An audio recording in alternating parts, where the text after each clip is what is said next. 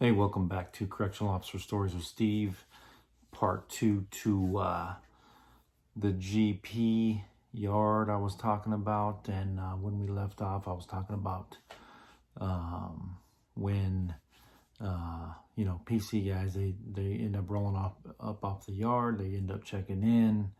I talked about a lot about some politics. But here's the thing, when a protective custody inmate PCs up and goes to a protective custody yard, like I said, it's not just because he doesn't want to be GP anymore.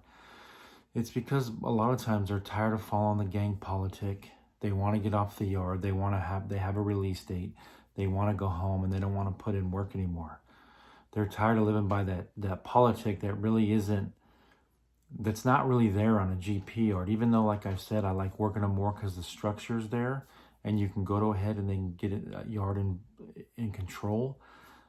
It's different because these inmates, they don't want to go stab somebody up. They don't want to go fight. They don't want to go do none of that. And it's always the youngsters, the new people that are coming in that haven't put in work, that don't have any stripes under their belt, that are trying to earn that patch. So if they have a release date and they're trying to get home, they don't want to do that.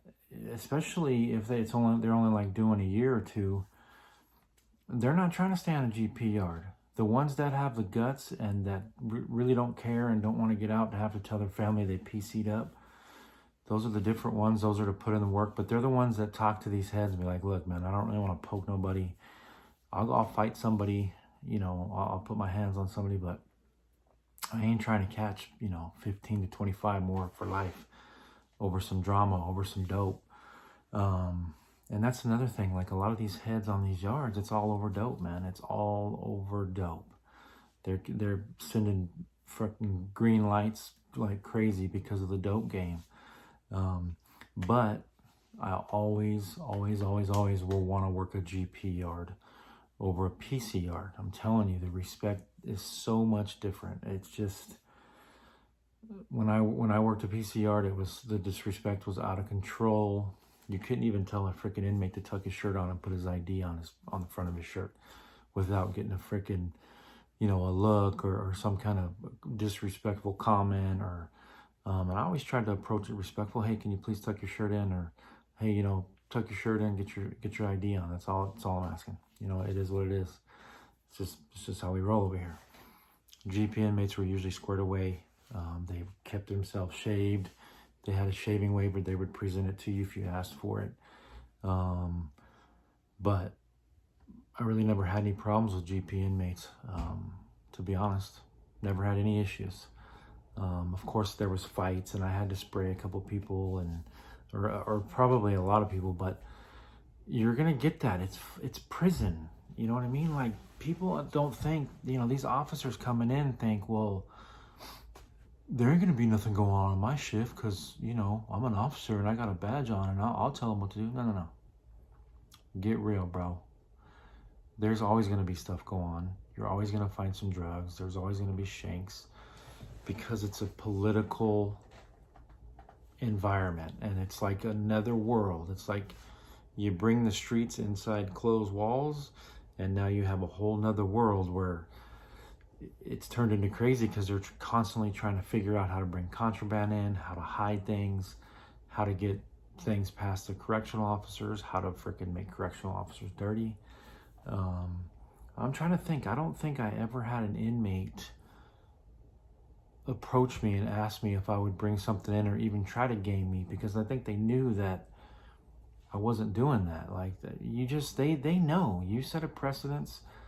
You show how you're going to be, and you carry on like that every single day, and you ain't never going to get approached to bring something in. Now, if you are kind of a weak person and can't say no and don't know how to tell an inmate no, or they're going to start preying on you, and then before you know it, you're either going to be bringing something in or you're not going to be an officer anymore. So my best advice is, like I've said over and over and over again, remain firm, fair, and consistent. Know policy and procedure, especially if you get into trouble because of whatever you did. Understand and realize what what you're doing and how to go about it if you get in trouble.